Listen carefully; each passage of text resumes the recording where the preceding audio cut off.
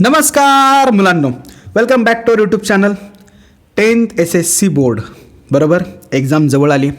Preparation तर तुम्ही करतच आहात, पण प्रिपरेशनला एक प्रॉपर डायरेक्शन असेल तर आपण जे स्वप्न जून महिन्यामध्ये बघितलं होतं ते पूर्ण होईल. बरोबर.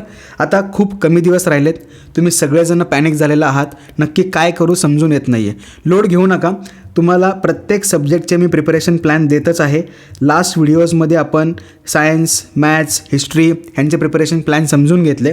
आता आजचा पुढचा विषय आहे आपला भूगोल, जॉग्राफी. पण त्या अगोदर चॅनलला सबस्क्राईब नसेल केलं, पट्टसे करा, पटकन करा. केलं? चलो. आता भूगोल, जॉग्राफी, हिस्ट्रीचा छोटा भाऊ, मोठा भाऊ, काहीही म्हणा, ह्याच्यामध्ये आउट ऑफ मार्क तर येतातच येतात. आणि सगळ्यात प्लस पॉईंट ह्या सब्जेक्टचा असा आहे की पेपरमध्ये कमी लिहायचं आहे, खूप कमी लिहायचं आहे. जेव्हा मी तुम्हाला प्लॅन सांगेल ना तेव्हा तुम्हाला आयडिया येईल की हा सब्जेक्ट किती इझी आहे आणि तुम्ही इझिली 40 आउट ऑफ 40 सहज स्कोअर करू शकता. आणि रिमेंबर, मी लास्ट व्हिडिओमध्ये सुद्धा म्हणलं होतं की इतिहास आणि भूगोल हे दोन असे सब्जेक्ट आहेत जे तुमचा पूर्णपणे मार्कांचा जो काही बॅकलॉग असेल तो भरूनच काढणार. त्यामुळं ह्या दोन सब्जेक्टला अजिबात लाईटली घेऊ नका, कारण हे आपले दोस्त आहेत जे आपल्याला चांगले पर्सेंटेज देतील. क्लिअर? चलो. आता प्रिपरेशन प्लॅन बघताना हातामध्ये 2 महिने आहेत. 2 महिने तर म्हणू पण नाही शकत आपण. ऑलमोस्ट 45 to 50 डेजच राहिलेत. ह्याच्यामध्ये आपल्याला प्रिपरेशन करायचं आहे. जसं हिस्ट्रीला आपण प्रिपरेशन केलं होतं अगदी त्याच पद्धतीने आपल्याला क्वेश्चन टाईपवरच फोकस ठेवायचा. क्वेश्चन वाईज प्रिपेअर करूया म्हणजे मार्क सिक्युअर होऊन जातील. चलो. आता नेहमीप्रमाणे अगोदर बोर्डचा paper pattern with marking scheme आणलेली आहे मी. नीट बघून घ्या, नीट समजून घ्या. एक्सप्लेन तर करतोच, लोड नका घेऊ. बघा, मराठी मीडियम आणि इंग्लिश मीडियम. पहिला क्वेश्चन असतो विधाने पूर्ण करा, चूज द करेक्ट अल्टरनेटिव्ह, 4 मार्कांसाठी. त्यानंतर क्वेश्चन 2 आणि क्वेश्चन 3 हे जे काही मी 8 प्रकार लिहिलेले आहेत ह्यांच्या 8 पैकी 2 येतील. ठीक आहे. कन्फर्म कुठले येतील ते कोणालाच माहीत नाही आहे, पण ह्या 8 पैकी 2 येतील. मग प्रत्येक प्रश्न म्हणजे दुसरा आणि तिसरा 4-4 मार्कांना राहील. क्लिअर? आता नीट बघा बरं. पहिला प्रश्न, दुसरा प्रश्न, तिसरा प्रश्न काय आहे का त्याच्यामध्ये? कमी लिहायचं आहे. मार्क किती आहेत? 12 आहेत. आहे का नाही? अजून पुढं गंमत बघा. नकाशा भरणे, नकाशा वाचणे म्हणजेच मॅप मार्किंग, मॅप रीडिंग दोन्ही गोष्टी करायच्यात. 8 मार्क. म्हणजे पहिले 4 प्रश्न तुम्हाला हाफ मार्क्स देऊन जातात. ते 20 मार्क्सचे ते पहिले 4 प्रश्नच आहेत आणि ह्याच्यामध्ये काहीच नाही लिहायचं. पण हे जर 20 मार्क्स आपल्याला हवे असतील तर आपल्याला टेक्स्टबुक नीट समजून घ्यावीच लागेल, टेक्स्टबुक नीट वाचावीच लागेल. नंतर पुढं कारणे द्या, गिव्ह रिझन, आलेख काढणे आणि त्यावरचे प्रश्न म्हणजे ग्राफ ड्रॉ करायचा असतो आणि त्यावरती काही क्वेश्चन्स विचारलेले असतील किंवा ग्राफवरतीच डायरेक्टली क्वेश्चन विचारलेले असतील. नंतर सविस्तर उत्तरे, आन्सर इन डिटेल. ग्राफवाला प्रश्न 6 मार्काला, कारणे 6 मार्काला, हा 8 मार्कांना. नीट बघितलं तर पूर्ण ह्या पॅटर्नमध्ये एक प्रश्न आणि दुसरा प्रश्न ह्या दोघांमध्येच फक्त लिहायचं आहे. बाकी इथं कुठं जास्त लिखाणच नाही आहे. हे तर 8 मार्क आणि हे 6, हे 14 मार्क तर काहीच नाही आहेत. हे फक्त तुमच्या स्किलवर डिपेंड आहे आणि हे वरचे सगळे मार्क हे तुमच्या रीडिंगवर डिपेंड आहेत. जेवढं तुम्ही व्यवस्थित रीड करताल, जेवढं तुम्ही समजून घेताल तेवढं ते पक्कं होऊन जाईल. क्लिअर? पेपर पॅटर्न समजला नक्की? म्हणून मगाशी म्हणलं ना मी की ह्याच्यामध्ये कमी लिहायचं आहे आणि जास्त मार्क घ्यायचे आहेत आणि ते आलेच पाहिजेत. लोड नका घेऊ. तुम्हाला IMP क्वेश्चन्स देईल, सगळे क्वेश्चन्स नीट करून टाकताल. लोड नका घेऊ, जेणेकरून आपला स्कोअर एकदम बेस्ट होऊन जाईल. चलो. आता प्रिपरेशन करताना काय करायचं बघा. नुसतं वाचणं इम्पॉर्टंट नाही आहे, तर त्या गोष्टी समजून घेणंही महत्त्वाचंच आहे.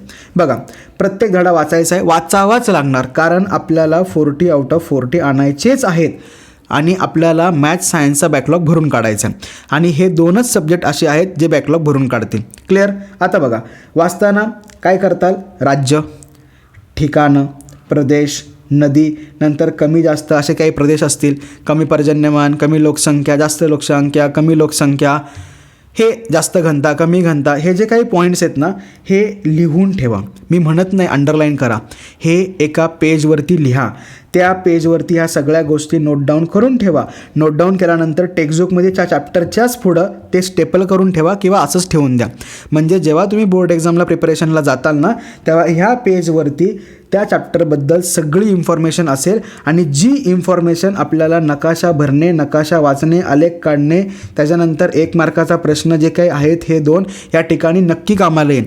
त्यामुळे ह्या 2 गोष्टी अजिबात स्किप करू नका. नंतर महत्त्वाची गोष्ट, भारत आणि ब्राझील 2 देश आहेत, ह्यांची तुलना करायला शिका. तुलनेवरती तर एक प्रश्न पडणार, त्यात नो डाऊट. मग तुलना जर तुम्ही आधीपासून केली ना, तर हे वरचे पॉईंट्स तुम्हाला इझिली लक्षात राहतील. क्लिअर. नंतर कारणे लिहा आणि सविस्तर उत्तरे ह्यांच्यामध्ये आपल्याला ठिकाणांचा उल्लेख करायचा आहे. जर ठिकाणांचा उल्लेख असेल आणि ते वर्ड्स तुम्ही जर अंडरलाईन केले, पेपर चेकिंग करणाऱ्या पर्सनला खूप इझी होतं आणि आउट ऑफ मार्क मिळून जातील. कळलं नक्की. मग आता ही ठिकाणं वगैरे कुठं केलेली असली पाहिजेत, तर आधी केली ना आपण, केली का नाही आधी? हां, म्हणजे ह्या गोष्टींचाच फायदा आपल्याला ह्या ठिकाणीही करून घ्यायचा आहे. क्लिअर झालं? नक्की समजलं? चलो, आता प्रिपरेशन करताना हिस्ट्रीचा प्लॅन सांगितला होता, अगदी त्याच पद्धतीने प्लॅन आहे. फक्त थोडे गोष्टी तुम्हाला कमी कराव्या लागतील. त्या ठिकाणी जरा कॉलम जास्त होते, इथं कॉलम कमी आहेत. पहिली तर गोष्ट नकाशा वाचन. नकाशा वाचन प्रत्येक चॅप्टर वाईज नकाशा वाचावा लागणार आहे. नकाशा वाचन करणं म्हणजेच प्रत्येक चॅप्टरमध्ये जे मॅप्स दिलेत त्या मॅपमधले फक्त इम्पॉर्टंट पॉईंट जे आहेत ते नीट वाचा. कळलं? नंतर प्रत्येक धड्याच्या खाली 1 मार्क असणारे प्रश्न आहेत. ते प्रश्न म्हणजे हे सगळे हे आहेतच. प्रत्येक धड्याखाली तुम्हाला ह्यातलं काही ना काहीतरी दिसूनच येईल आणि हेच प्रश्न तुम्हाला त्या ठिकाणी दिसतील. त्यामुळं ते स्किप नाही करायचे, ते प्रिपेअर करायचे. कारणे द्या, सविस्तर उत्तरे म्हणजे थोडक्यात उत्तरे हे नीट करताल. आता मी IMP क्वेश्चन्समध्ये ह्या सगळ्या गोष्टी टाकेलच, लोड घेऊ नका. व्यवस्थित करताल, कुठलाच क्वेश्चन स्किप करू नका. क्लिअर. आता महत्त्वाची गोष्ट, जेव्हा आपण आलेख काढण्याचा किंवा आलेखावरचे जे काही प्रश्न असतात हे मोस्टली ह्या 5 चॅप्टरमधले दिसतील.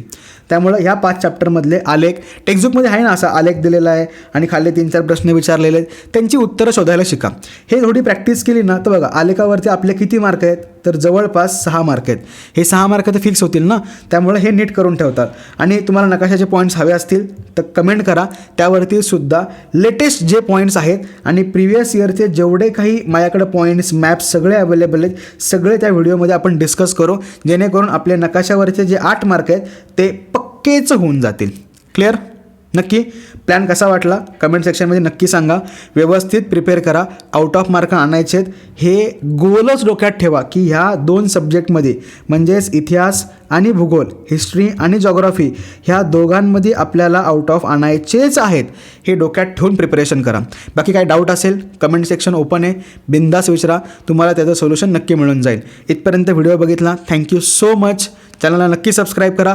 All the best. NEET prepare करा. Bye bye.